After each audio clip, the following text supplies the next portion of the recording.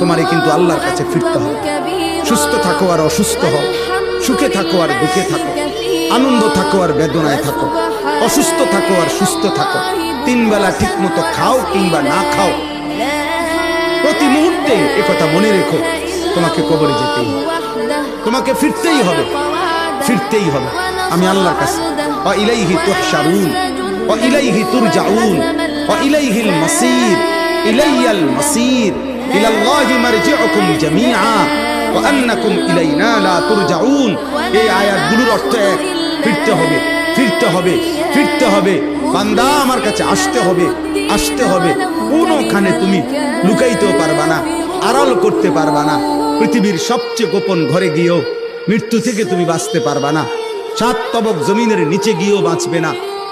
Atlantic মহাসাগরের গভীর তলদেশে গিয়েও তুমি বাঁচতে পারবা না। হিমালয় পর্বতের চূড়ায় গিয়েও